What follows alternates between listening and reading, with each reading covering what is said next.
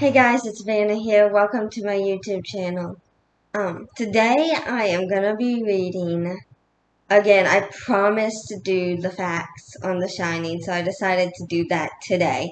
Austin, we got a little guest who's gonna be with me throughout the whole thing.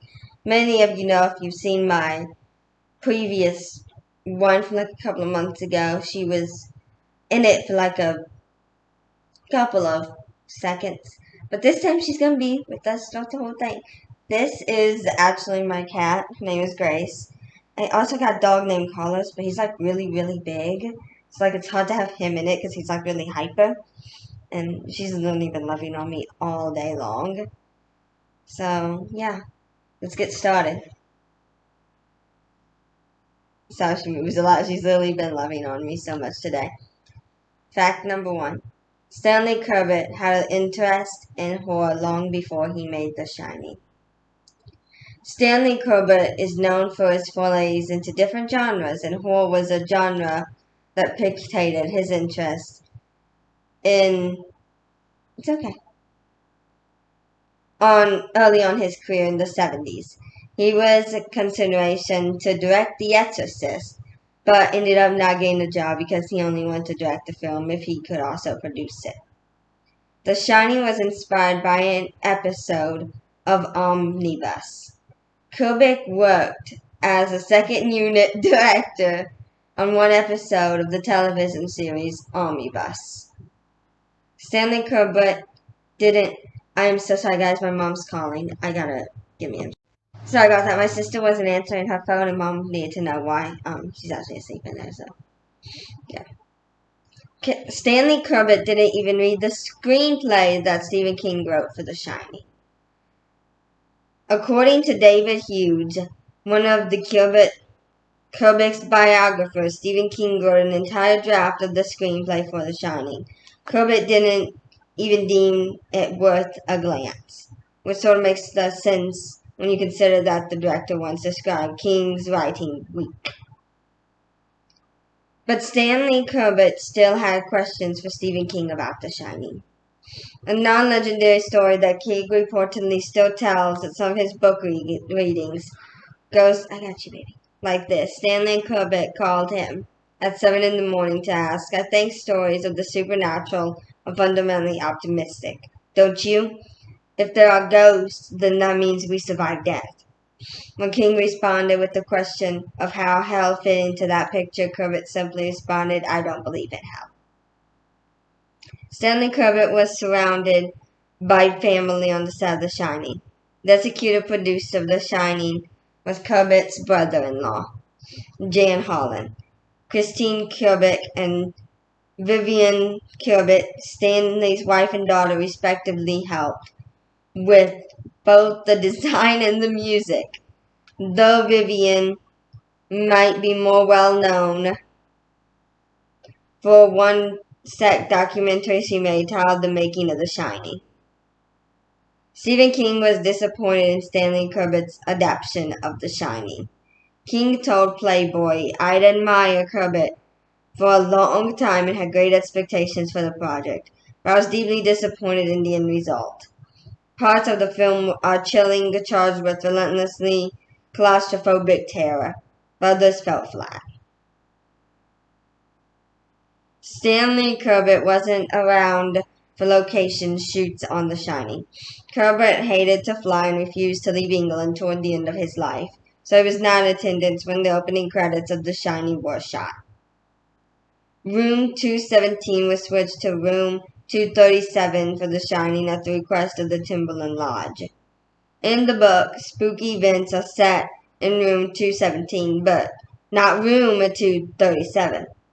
Oregon's Timberland Lodge, which was used as the hotel's exterior from some shots, is to blame for this swap. All work and no play makes Jack a dull boy has many different translations. The iconic sentence actually changes meaning for foreign translations of the film at Kubrick's request in German versions. The phrase translates to, don't put off till tomorrow what you can do today. The English translation is, although one will rise early, it won't dawn sooner. In Italian, he who wakes up early meets a golden day. Rumors abound that Stanley Kubrick actually typed up all work pages. Sorry, guys. No one is quite sure whether Kubrick typed 500 players of. I am so sorry. I literally said players instead of pages. Pages of all work no play makes Jack a dull boy. Kubrick didn't go to the prop department with this task. There's a hidden Playgirl magazine in The Shining. Kubrick is famous for being a particularly detail-oriented director. So when Jack Torrance is seen reading a Playgirl in the lobby of the Overlook before he gets hired, it's probably not meaningless. There's an article in the issue about incense. So the most common theory is that Kubrick was subtly implying that Danny may have experienced abuse. The Shining was Danny Lloyd's only movie. The Shining seemed to introduce the promising child star in Dan Lloyd. He ended up having a role in a TV film 2 years later. That was the extent of his acting career. I kept trying for several years, till I was in high school, and I stopped at about 14, with almost no success. He told the New York Daily News. Lloyd did, however, have a brief cameo as a spectator in Doctor Sleep, Mike Fenlon's 2019 sequel of The Shining. Danny Lloyd didn't know he was making a horror movie while shooting The Shining. To protect Lloyd, who was 5 years old when he made the film, Kubrick told him that they were filming a drama. He didn't even see the actual film until he was 16. I just personally don't find it scary because I saw it behind the scenes, Lloyd said later. I know it might be kind of ironic, but I like funny films and documentaries. Jack Nicholson improvised The Shining's "Here's Johnny" line. I love that part. Jack Nicholson is responsible for the only line from The Shining to make it onto AFI's top 100 movie quotes. While filming the scene in which Jack breaks down a bathroom door with an axe, Nicholson shouted out the famous Ed Macon line from The Tonight Show starring I'm so sorry, guys. I cannot talk today. Johnny Carson. The catchphrase worked and stayed in the film. Some behind-the-scenes footage, which can be seen above, shows Nicholson's method acting before filming the iconic scene. Guys, I know she's literally like... Yeah, I'm going to move my hair so you can actually see her. Jack Nicholson wrote a scene for The Shining. In addition to improvising one of the most famous lines in the film, Nicholson actually wrote an entire scene. He felt particularly deep understanding of Jack Torrance's berating of his wife while he was trying to write. That's what I was like when I got my divorce, Nicholas explained in an interview from the New York Times. I was under the pressure of being a family man with a daughter, and one day I accepted a job to act in a movie in the daytime. I was writing a movie at night, and I'm back in my little corner, and my beloved wife, Sandra, walked in on what was, unbeknownst to her, this maniac. And I told Stanley about it, and we wrote it into the scene. Stanley Kubrick did not get along with the Shining star Shelley Duvall. Though Kubrick had a good relationship with Nicholson, the director was notoriously brutal to Shelley Duvall during filming. In her words, "From May until October, I was really in and out of ill health because the stress of the role was so great. Stanley pushed me and prodded me further than I've ever been pushed before.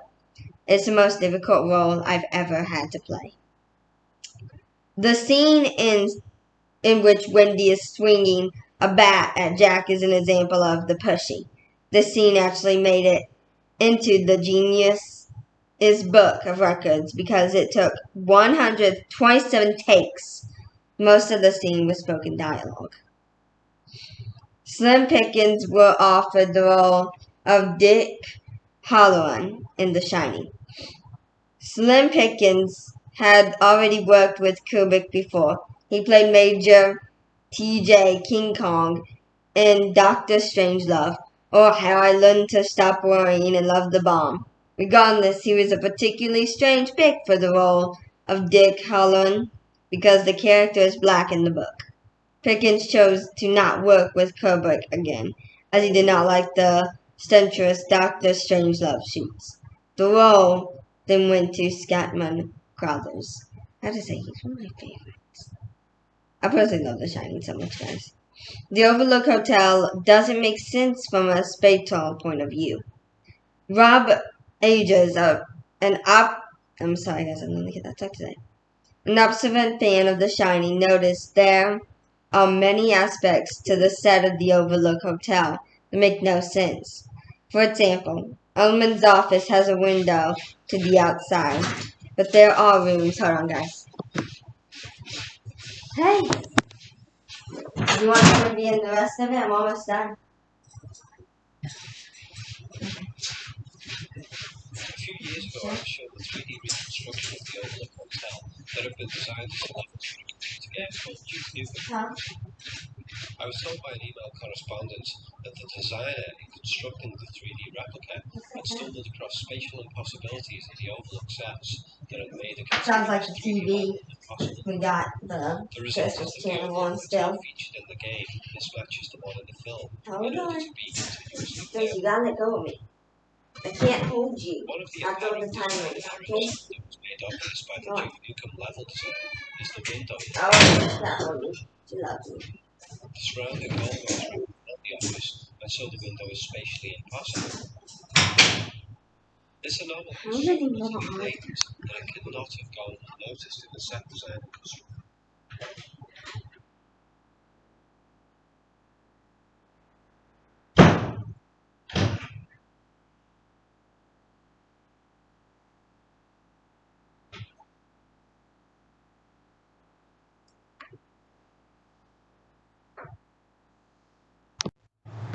Okay, so I'm decided to take a little bit of a break because there's so many things to read about The Shining that I'm thinking I'll probably do a part 2 to this because there's like so many things that did happen, as in behind the scenes and the actors and actresses of what went on and during the filming. So I'm gonna be doing a part 2 to The Shining, which I'm very excited about because this is one of my favorite movies. So yeah, be on the lookout for part 2. Love you.